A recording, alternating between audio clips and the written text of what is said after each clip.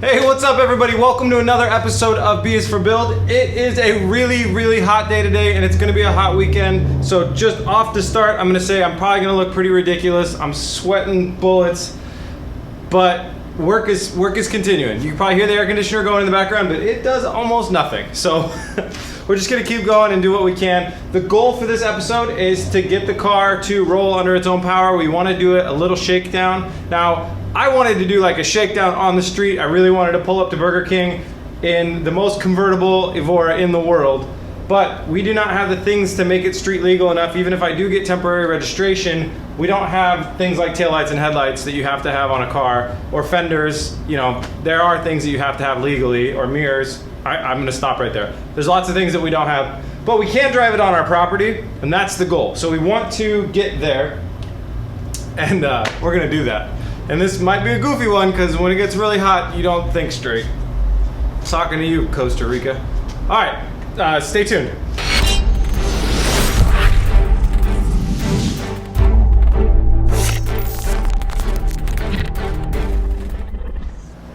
All right, for those of you that have been watching the entire series, you will know that when we originally did the breakdown of this car, we thought we had really bad suspension damage to the front and the rear. And then we were pleasantly surprised that all we had wrong was this toe adjustment link rod had a snapped bolt in it. And this was like a really tricky trick bolt that could go, it had two different threads that went one way and then reverse and went the other way. So we tried to find another bolt, we couldn't find one, and I got impatient. I ordered one from Lotus. Then, you know, one thing happened and another thing happened, and we ended up working on the whole rest of the car. And eventually I did get the part from Lotus, and it is right here. So while we were doing that, we also had to straighten out some of these bearings and bushings inside different housings and stuff like that. So this has been kind of disassembled. So we need to go ahead and install this, and we're just gonna eye it up and match it up to our other one. We'll do a professional alignment once we get the build on the road. So this is gonna get installed to our knuckle down here, and then we're gonna bolt up all the other stuff and kind of get this thing a little buttoned up, and then we'll move on to the next problem area.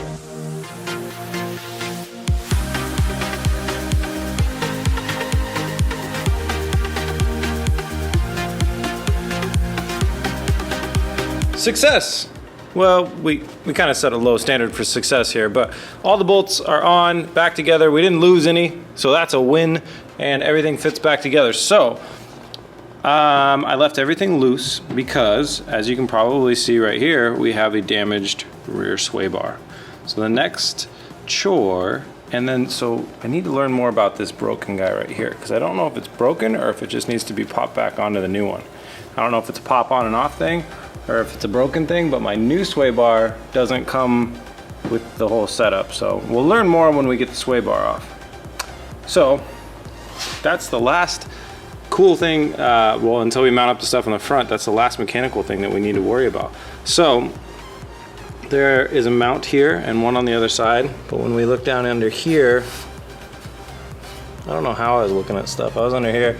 There's some weird stuff in the middle there. I hope I really don't have to take this entire rear diffuser off, but if I do, that's what I'll do. So it's time to start digging and taking things apart.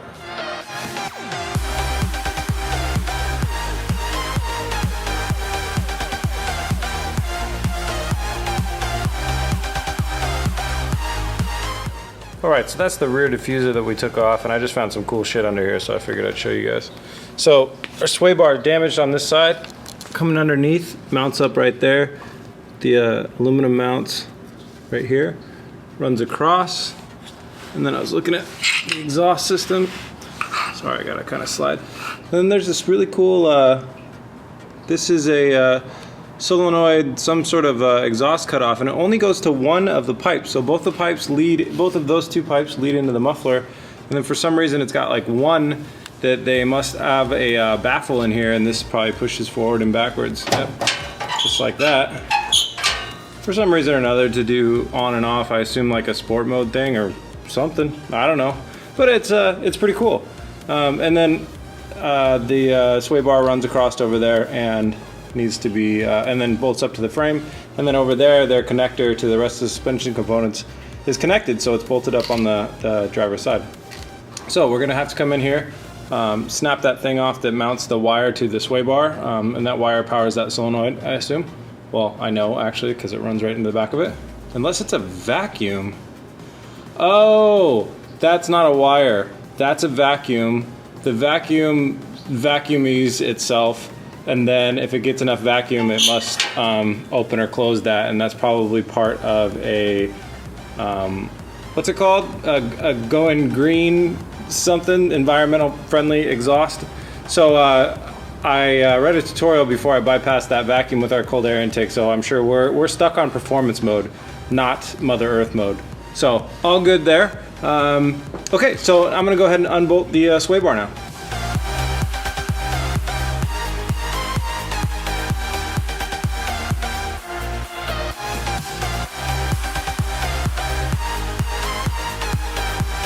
All right, the rear sway bar has been removed, and we're gonna get a little bit more information about that joint. It was a bitch to get out because I had to stick an Allen wrench in the backside of the bolt on the other side to take that bolt off, and I couldn't get a socket wrench over it. So I had to use the crescent wrench, and it took a while, but it's off. And we will deal with that tomorrow because I'm calling it a night for tonight. What's up, guys? I took a slight detour this morning on the way to the shop. Actually, it's a very large detour on the way to the shop, and we're running by a place that I really enjoy going to. It's a place I go to get all my metal supplies. It's called Metal Supermarkets, and they are super cool dudes. The shop's right back there, and it's actually a franchise. You guys should check. If you're in the Pacific Northwest, check them out.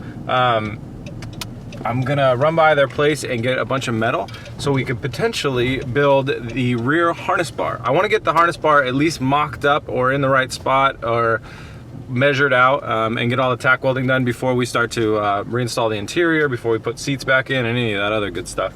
So we're here, and I'm gonna buy a bunch of metal, and I'll show you guys that as soon as I get it. All right, guys, we are back from the metal shop. We got all the supplies to build that rear harness bar for about 50 bucks, so that was really great. And but like I said, we are staying on target here to try and drive the car, and that has really very little to do with it. It would be great to have the safety harnesses in the car when we do drive it, but like I said, we can't drive it on the street anyway, so we won't be going fast enough to really have to worry about it. So it's back onto the suspension game. So the next thing that we need to do to see if we're going to be able to reinstall our rear sway bar is this little guy right here popped out of that guy right there, and I'm not sure the construction of those things, if it's like something that snaps in and out, because it does have a vertical like kind of pressure point, not a horizontal, so it's probably not used to that that type of stress, so it may snap back in, and if it can snap back in, then that's great. If not, then I need to order a new one of those from Lotus, and there's no point in reinstalling our rear sway bar if it's not going to be hooked up. So I'm going to pull this piece off the bottom here and pull this piece off of here and give it a go and see if I can repair it. All right, so after a little bit of investigation, first problem that we have is this piece is supposed to be perfectly straight. On the other side, this is 100% straight. So it's toast. Also inside here, I was able to push the bearing back in, and it does work. I think if I don't know, it would probably pop out. But on the back side here, there's no plastic surrounding it, where if I go the other direction, you'll see the plastic surrounding it. That's because those pieces of plastic are stuck inside here. And those are really important. So even if it might have worked being bent because these things can swivel so much, but I mean, I would have replaced it anyways. But with those plastic pieces being popped out of there, it's toast. So this is garbage, and I'm going to jump online right now and order a new one from Lotus so we can get it as soon as possible. But until then, the rear sway bar will be undone, which that's not a super critical part, you know. It's not that big of a deal. You could drive for a long time without one of these on, but we'll get one as soon as possible, and we'll get it back on the car as soon as possible. Until then, it's time to move back onto the front end. All right, after a lot of poking around at this, I figured out how I want to go ahead and mount the radiator. So the radiator is supposed to sit down here with the bottom lip of the radiator basically flush with the bottom of this beam. It, you know, oh, I just dropped a level. That's an important tool. Give or take, you know, like a ½ an inch. So then from there, it comes out at a pretty steep angle, and it maxes out with the top of the radiator sticking out over here by, I don't know, about 1.5 inches. Here's an original bracket that bolted up into the frame rail, so it bolts on the top there and on the side there, and then that bolts into those aluminum bits right there that are a little bent. So here's my plan.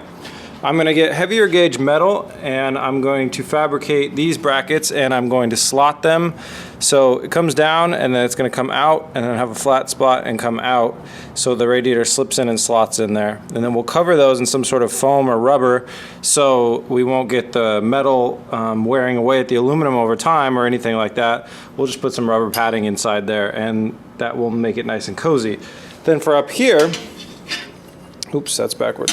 Up here, we're going to refabricate these, make a new set of these, and I need to go get some bushings. So what used to sit in here was like a rubber bushing, and then inside it had a hole for this.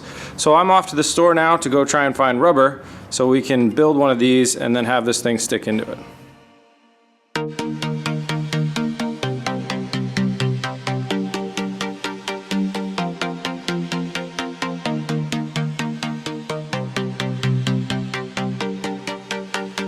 Alright, slight change of plans. Turned out these were able to be repaired very, very easily. One was basically not damaged at all, and the other one was pretty easy to bend back with using the other one as a reference. So since they're aluminum, they're going to be lighter, and they're already the right shape and the exact measurements that I need, so I'm just going to roll with using these. So the next thing that we need to do is figure out where to mount them on the car, and test fit the radiator in them.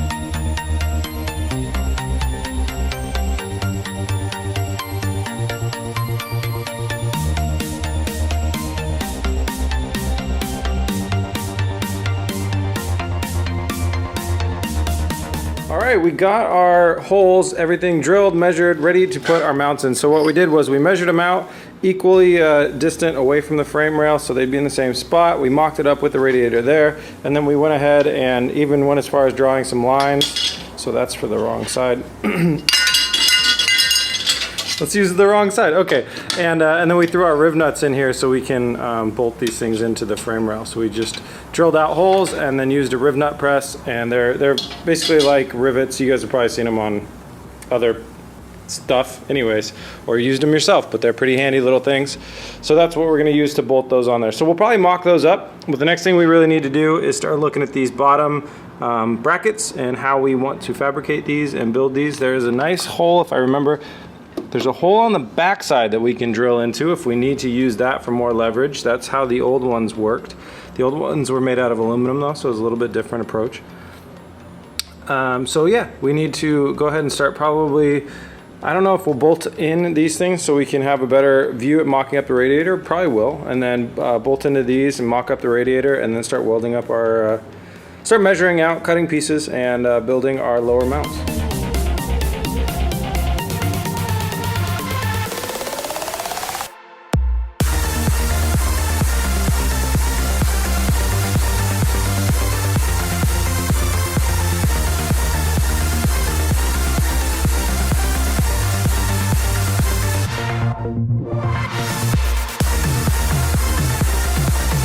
Alrighty, so we're back here and we test fit our new brackets, and what these are is just the L part of it. I needed to extend them out a little bit and make them out of a little bit more stout material because the other ones were flexing a lot. So these are good. Now the next two things that we need to do is we need to get a piece to come off. We don't want that to happen, what just happened where it slid back. So we need to get a piece back here that can stop it from sliding back. That way, when we're right about here, roughly, that's when it fits perfectly inside the mounts right here. That's when those will fit perfectly. So it needs to come back about 1/2 of an inch, and this is going to be tricky to measure. And then we need to weld in something into our mounts so it will stay there. And then, just as a precaution, we'll weld in something here so it'll stay here too. So we're basically going to be welding in 2 more pieces onto our mounts that really hang on to that. That will keep it from going backwards, and the mounts up here will keep it from being able to go forwards, because obviously if it's attached here, the bottom can't slide out anymore. So that's the plan. It's going to be very hard to measure. I don't know if I'm going to have to jump under there and hold something with one hand and tack it with the other, or what I'm going to do, but I'll get it figured out, and we'll get these finished out.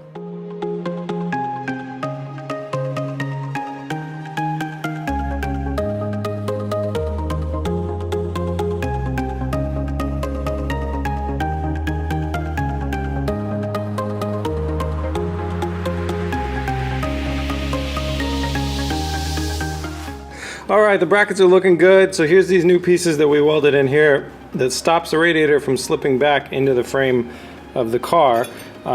This is a little heavy duty welding, but oh well, I was having fun. And then we grounded down a lot of the material, that way we have more room for that corner of the radiator to slip in here. I test fit one and then I just made the other one. I welded one up and then test fit it, and then I just made the other one to match it. So these are a little toasty. I'm gonna give them a second to cool down, and then we're going to go fit them on the car and see if we wanna do another piece sticking out of here or if this is enough.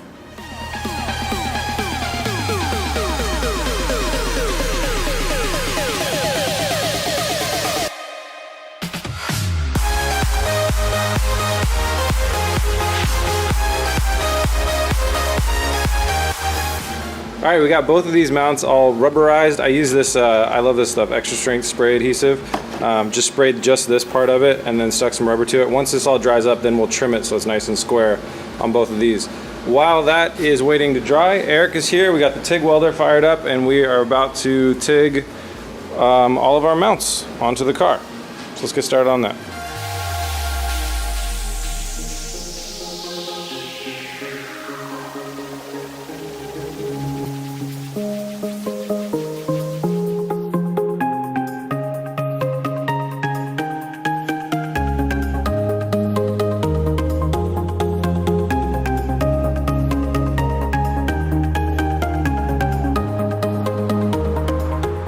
Alright, we got our mounts all welded up and we test fitted our crash bar and it fits nicely.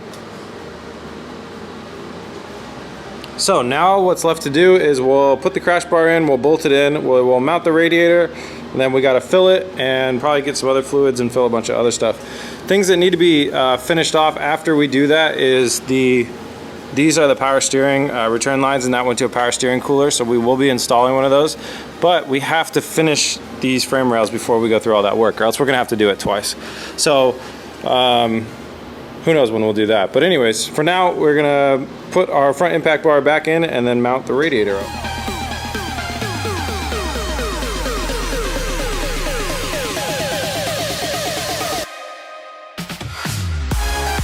We have our radiator mounted in there. It was quite difficult, but now it is in there. It's in there.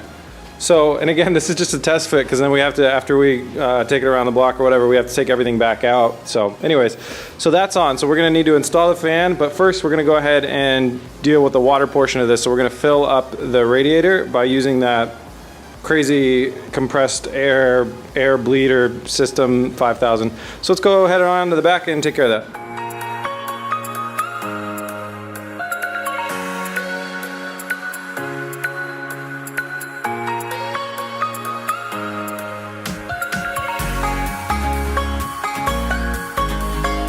Alright, radiator is all filled, and while we were back here we cleaned off this shelf area. We went out and bought a battery, so we're going to go ahead and throw our battery in back here, and we also reinstalled the rear stay bars. So this is the bar that Eric repaired. There was a bend in it right here, so Eric cut out the bent area, put a sleeve around it, and welded it up, and it fits great. So, and then we bought this piece here locally that was damaged and destroyed. And this is actually where, if we had, and I do have another one, this is the, I don't know, I forget what it's called, but it was a thing, and then we bypassed it. So we're good on that for today. So Eric's got that battery right there, and he's gonna get that placed in. After that, we just need to clean a lot of stuff up, tighten down some suspension components on the other side. We need to top off our brake fluid and our power steering fluid. And then, let's see, temporarily mount our oil cooler and all the random wires. And then seats.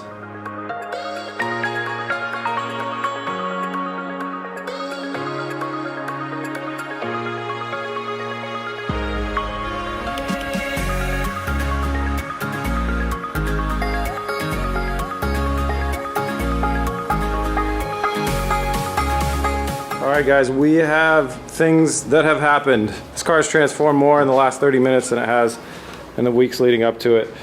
It's hard to get far enough back to see everything, but we've got the wheels and tires on. Eric's test driving it. Got the radiator all buttoned up, wires back. We're ready to roll. We just got to throw in seats. So that's what's next. We're gonna do a quick seat install, and then it's time to pull her out into the driveway.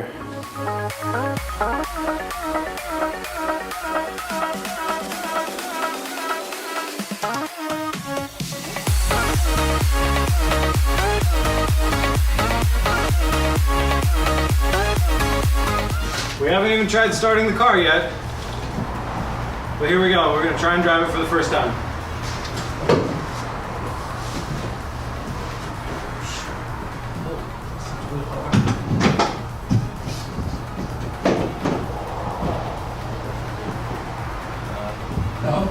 It goes all the way to the floor.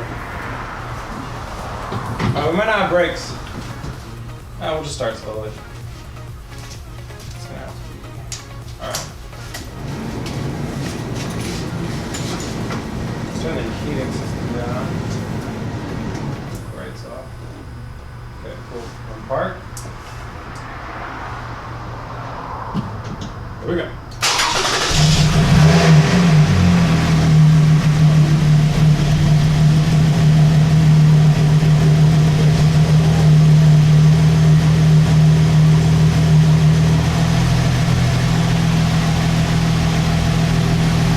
Check the brakes. Alright, we think we got a bubble in the brake line, but that's not a problem for right now. It stops enough.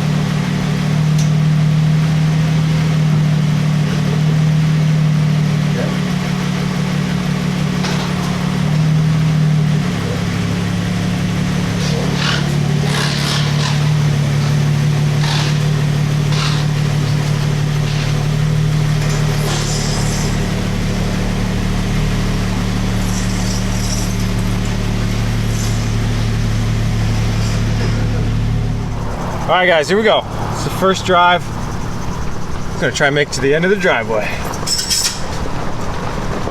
I have a feeling the rotors are gonna make a lot of noise because they're rusty. Little brake check. I wanna rev this thing out in neutral. Hang on, let's drop it into neutral.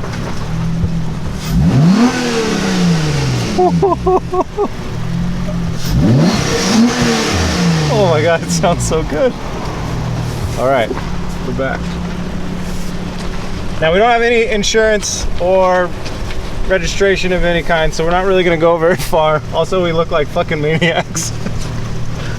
So, just get it through a couple gears maybe and then get out of here. Well, the suspension's not too bad. We know we need an alignment. All right. I guess we'll just try and make it to the end of the block before getting arrested. The neighbors really don't like us speeding.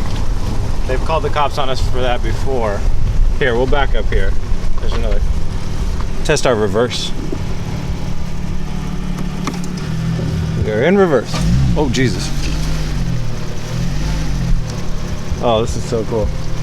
And then try and just fucking burn it on the way back to the shop.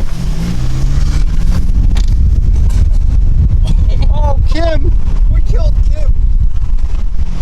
Oh, we gotta go back. Reverse for Kim. Alright, reverse for Kim.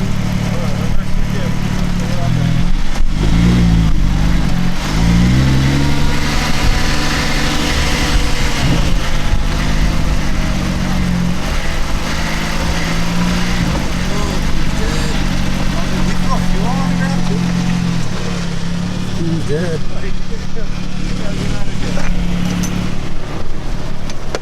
No, we're leaking something. We're leaking something. All right, it's time to go. Dude, you left Kim hanging out of the car. It's so massive. Kim's extra dead now. Oh, sorry, Kim. Damn it, you're the worst. Alright, cord in. Okay, cord's in this time. I think it's power steering fluid. Oh, okay, all right. The neighbors came out on that one. All right, let's do a systems check now that we're back.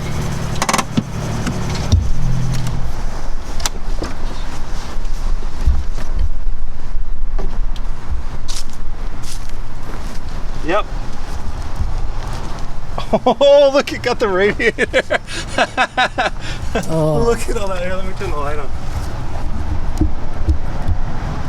Oh yeah, it just drenched the radiator in power steering fluid. So we never installed our power steering cooler, and clearly it was mad about something, so we sprayed power steering fluid all the way down the street. Success! Big success. Let's check out the back, make sure we're fine. Kim died though, twice. This is where Kim was. Oh my god, you broke Kim's neck! Oh, she got some tire rash. We'll be okay. We'll fix you. Alright, let's see if we can do a little bit of burnout before the end of the day.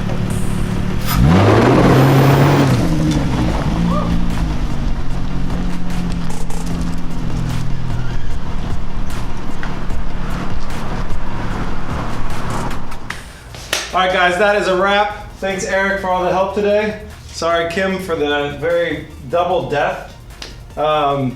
If you guys enjoy watching Beast for Build, head over to beastforbuild.com, scroll down to the shop. Buying anything like our t-shirts, our hats, our key tags, they all go to supporting this build and future builds. Thank you guys all so much that have already supported. If you want to find us on social media, facebook.com/beisforbuild, and we are beisforbuild on Instagram, and there's a little bit more stuff over at beisforbuild.com. Thank you guys so much for watching. I hope you enjoyed it. I can't wait to see what's next. This was a lot of fun. This was a lot of progress, and more good stuff to come. Like, subscribe, peace! Come on!